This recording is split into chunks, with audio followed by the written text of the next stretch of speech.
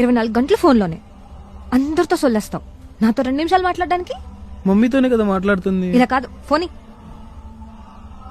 Facebook open చేయి.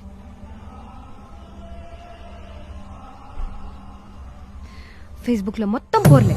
ఇంకా Insta open చేయి.